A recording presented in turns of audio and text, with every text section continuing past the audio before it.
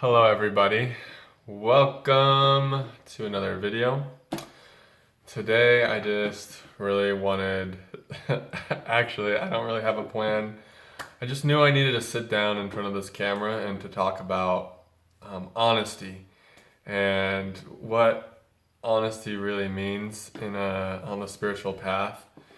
And so often what we think is honest is actually just an egoic impulse, and it's a egoic yearning or craving that we're just trying to satisfy. And so we will try to turn it into something spiritual when it's just an egoic thing.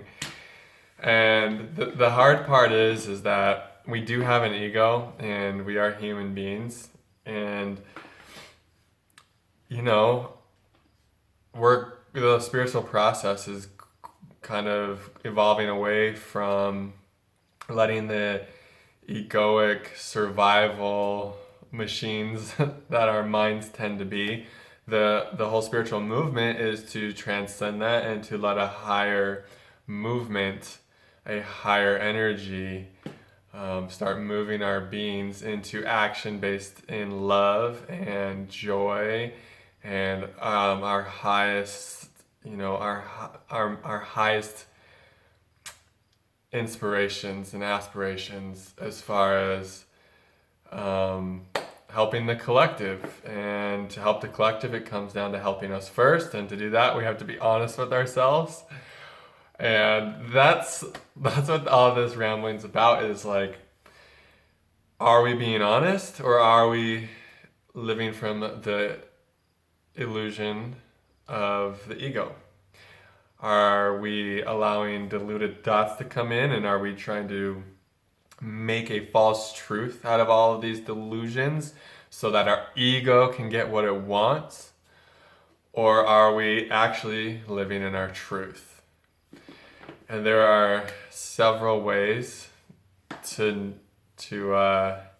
decipher what is happening. The first way, and probably the most effective way, and the only way you need, is how do you feel? How do you feel on a deep level? How do you feel in your heart about it? And does it feel true in your heart when you're connected with that space? You know, the mind can tell you all sorts of things. You can ask the mind a question, it'll give you a million different answers with a million different perspectives, and it'll give you something very analytical and something for you to just all day long with, right? That's what the mind is good at. And that's how the mind asserts its dominance and control over your movement, is it gives you what you want when it comes to asking questions. I mean, it can justify you doing a lot of things that are not true. And it can take things that are false and it can, in some crazy formula, and make it true. But that's the movement of the mind, and the spiritual path is one of disidentifying with the mind, meaning that you've created more of a space around your mind, so you're not always lost to the mind's thoughts, and so that you can recognize that they're just thoughts, and thoughts aren't true. So if no thoughts are true, then why are we asking our mind, you know? And that's why I talk about coming into the space of your heart, and why that's so damn powerful. Because if you ask your heart a question, you're not going to get a million answers and explanations like you would with your mind. You're going to get one answer with no explanation. you're going to ask your heart something, and it's going to say this way, or yes, or don't do that, don't date her, don't go to that job, move here. And that's all you're gonna get. And then if you ask, why shouldn't I date her? Why should I move here? Silence, complete silence. And that's the spiritual path. The spiritual path is learning to trust. That's a big part of the path, is coming from a place of trust and faith in the Most High, in your higher self, in the universe, in life itself, because you are life, and life always supports life.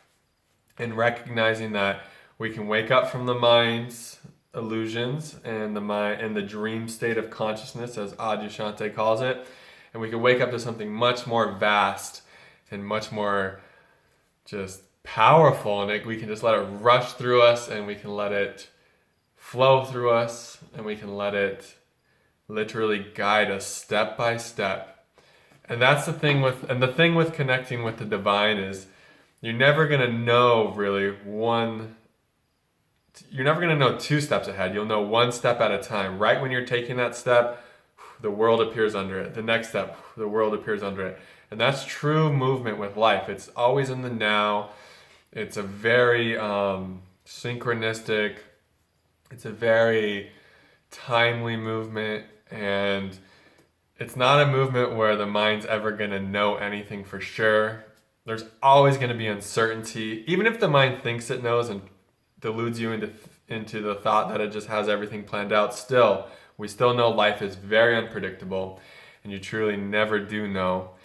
And that's why whether you're on the spiritual path or not, life is always teaching you that you have no control. So it's really in your best interest to just learn how to let go and let life guide your actions. And in this way, you'll start to feel into what is true for you, really true, and not just an egoic illusion or delusion to satiate a part of you that is still rooted in the false egoic self, or still rooted in believing your thoughts. So that's what I felt inspired to share with you guys today. I hope you enjoyed this video. I enjoyed sharing it with you, and I look forward to talking again soon. Namaste.